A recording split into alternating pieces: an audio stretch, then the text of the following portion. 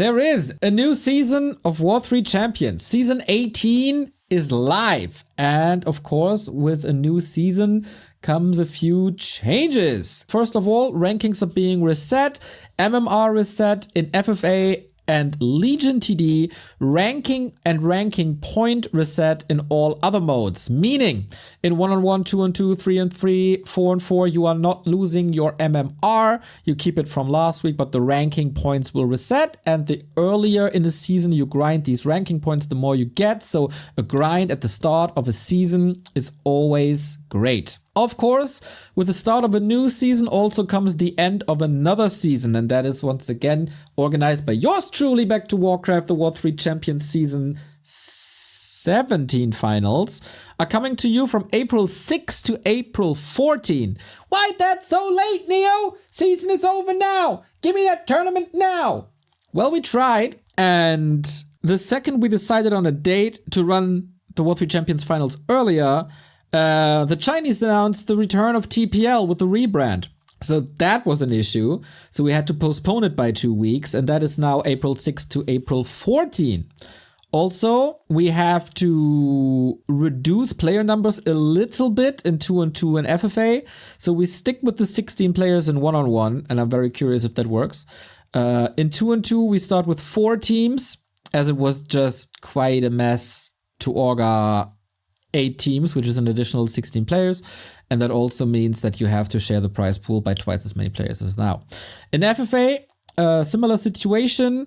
We are cutting down from 10 players to 6. So in total, 12 players less in 2-on-2 and FFA, but similar schedule. I am thinking about introducing semifinals for all the randoms, but I have to talk to Hank about it. He approached me about that before, but then we had no schedule, no time on the schedule. But since a lot of people were quite fond of all the randoms yesterday, we might introduce it. So Sylvanas is the new theme, a new functionality. Replays in the launcher. Thanks to the hard work of Fluxu, we can now parse replays on your computer and display information such as player names, player race, map, and match duration. This will be helpful when browsing replays in the launcher. Awesome! By nature, a replay file doesn't give you anything except the name. So you have to use a parser that is parsing this information to make it displayable. So now, if you go to the replay tab of W3Champions, you see what map this was, who was playing, and how long this was. So you can look up the replays easier. Allied chat is saved in replays, nice. And a rename functionality, which makes it all easier to get to your replays. Well done, team. Map pool changes. Let's open up this box of Pandora. Pandora's box. Open it up. Open it up, chat. We had 13 maps in the pool. All veto preferences from previous season have been reset. So if you're going for vetoes, you have to do them again. Total maps increased from 13 to 14. Number of vetoes unchanged. Let's go back to this afterwards. Map changes. And I will mostly go into 1-on-1 since I have no idea about the other game modes. Gloom Stalker is in. I like this. This map is brought to you by Tenchi. Gloom Stalker is a new map that we have seen in the Hive Workshop Cup. That was fairly nice. Gloom Stalker is a macro-oriented map crafted by the same creator of Autumn Leaves, Tenchi. At the very middle, there's an unguarded gold mine, a feature which has already been brought into Showcase with Springtime. That's true, but it's also very, very hard to hold. On top of that, the other main feature are the 4 gold mines at the corners of the map. At a glance, they are unguarded, yet nearby creeps will take no time to shut down any possibility expansion attempt without messing with them first. That is very unique and very cool. We're gonna test this map on Wednesday, where we are running a Gloom Stalkers Cup. Wednesday, 8 p.m. Gloom Stalker Cup. You can sign up already. Runes of Azshara replaced... Oh, by the way, net positive to have Gloom Stalkers. Runes of Azshara replaced with Shattered Exile. Laughing tear and a crying tear. I thought that Runes of Azshara is picking up momentum. after being introduced in WSB, where it saw a super high pick rate. Also in Bet Boom, we saw quite a few games on that map. Unfortunately, that hype wasn't lasting very long. I think Ruins of Azshara has a lot of potential, and people should play it more, and we should have given it more time to cook. But that being said, Shattered Exile is one of the best maps ever done, in my opinion.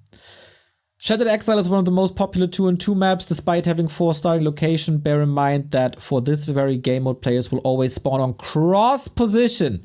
Always cross position. It is a 4-player map, but it is always cross position. The map comes with a focus on macro management, and for all those of you who remember it from the past seasons, please note that there are 2 major improvements since last time. That is due to a Blizzard patch. Assassins who can be hide at the mercenary camps are considerably slower than before. Those assassins have poison, so they were quite good. So less movement speed for them. Rogue Wizard's Frost Armor effect now lasts 1 second less. That is also in line with a Lich Frost Armor, which is good.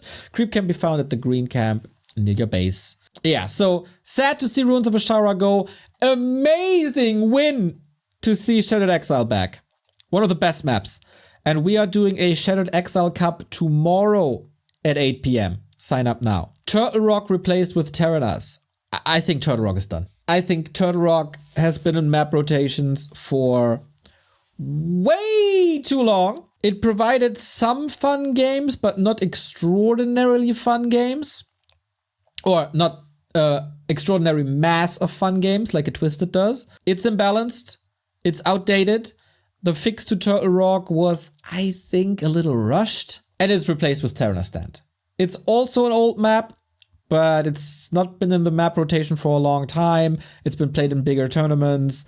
Bringing back Terenas Stand is okay to me. Terenas Stand has been missing from our map pool for quite a while. On top of that, it's still being featured in many high-end tournaments. We want to provide top players a good practice ground and let nostalgic and macro players enjoy this map after rotating out both Turtle Rock and Ruins of Azshara at the same time. If you ask me, would I rather see a new map or Terenas Stand back, I'd probably go with new map. But from all the old maps, Terenas Stand is the one that brings us a lot of highly entertaining games.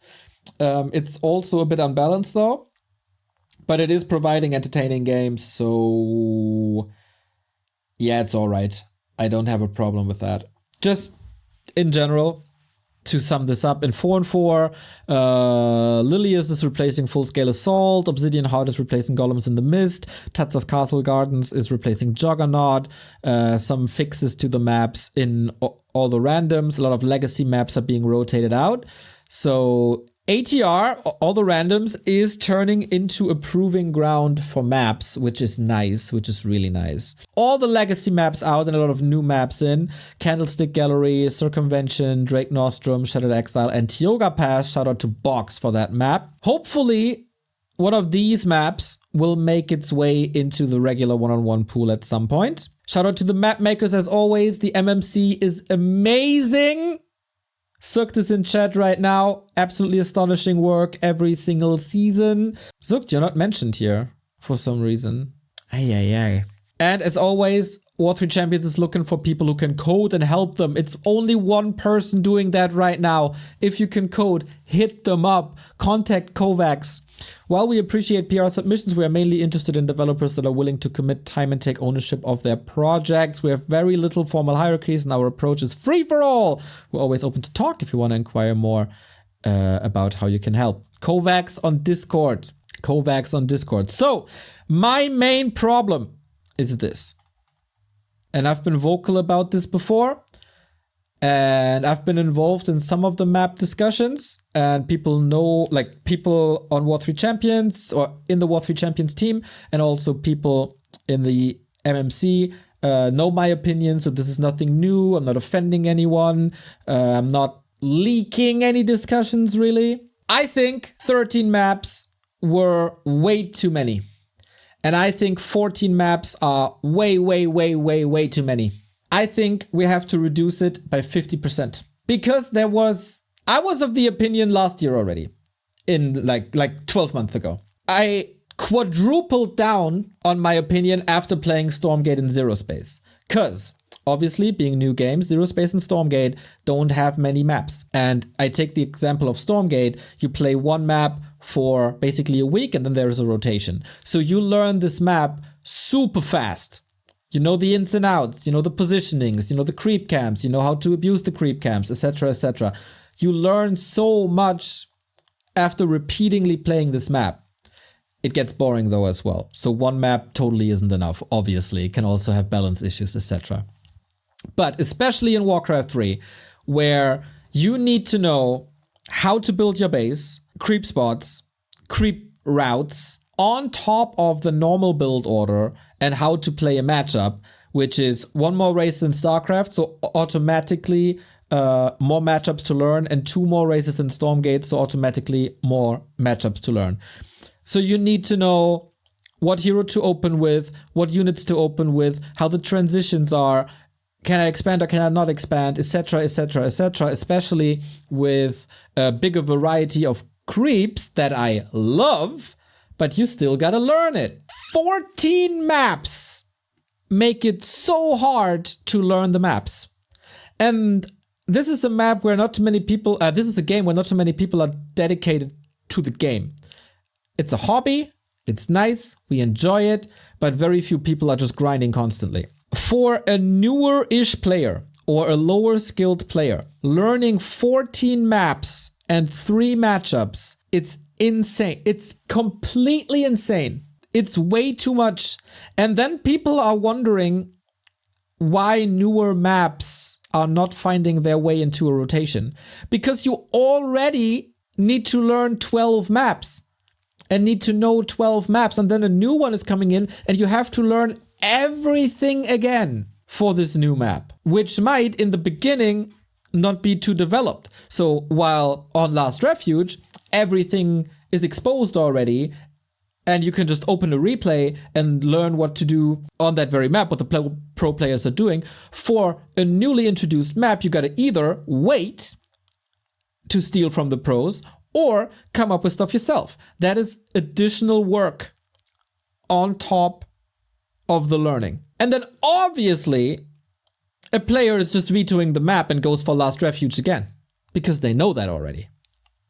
And I don't even blame these people. So my idea, and not only my idea, people came up with this before me and other people are agreeing with me. Trim down the map pool by at least half, if not more. And then do heavier rotations. We have a very good pool of maps that you can separate into legacy maps, current maps, macro maps, micro maps, low rush distance, high rush distance. You can make some categories and then rotate every 3.5 months. So you keep it fresher. If you play high skill tournaments, you either have the time to invest into maps that are not on the ladder and you know them anyway, or play custom games. But for newer players, this is just way too much. This is crazy. Other RTS have 7 maps, 5 maps, 3 maps, 4 maps, whatever. And we, with a low player base, very little information distribution. For example, try to find build orders, up-to-date build orders in Warcraft 3. It doesn't exist. So information travels really slow, and then you have to apply that to 14 maps. This is absolutely insane. It's a 180 to what is right to increase the map pool. And so once again, I beg the powers that be at W3Champions, cut it in half for the next season. I understand the approach to offer as many maps as possible, but we don't have the player base to support it. This leads to almost auto veto on newer maps because you can play old maps and then you are going for old maps, and it's not healthy for the player base of Warcraft 3. Also, I think this is a little bit of speculation, just a feeling. If you offer more maps and automatically a lot of vetoes, doesn't this cut into your matchmaking time? Because on top of